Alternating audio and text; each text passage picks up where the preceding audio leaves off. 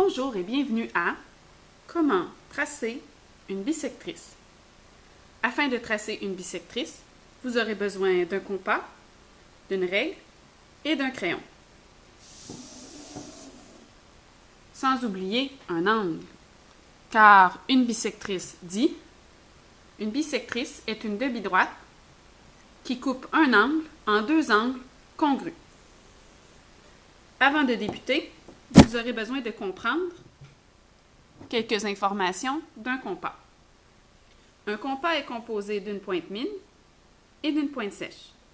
La pointe sèche est un petit morceau de métal pointu qui permet de planter le compas.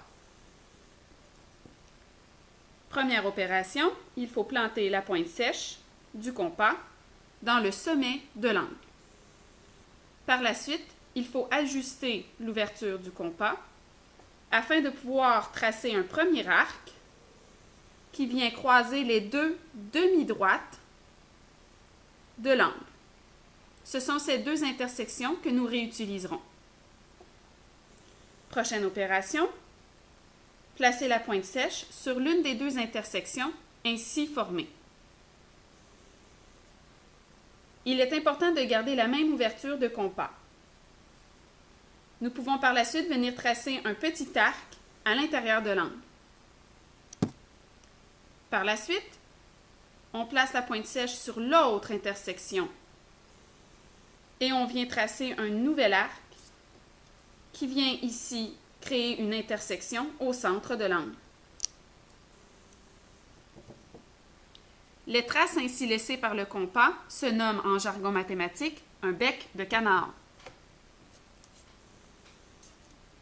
À présent, il faut aller tracer la demi-droite qui représente la bisectrice. Celle-ci part du sommet de l'angle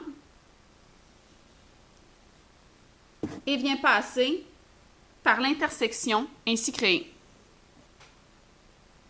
Il est important que cette demi-droite commence au sommet et dépasse de l'intersection, car nous voulons une demi-droite. Sinon, nous n'aurions pas une demi-droite, mais plutôt une droite ou un segment. Il reste maintenant à aller indiquer le symbole de congruence d'angle, car une bisectrice est une demi-droite qui sépare un angle en deux angles congrus. Voici comment tracer une bisectrice.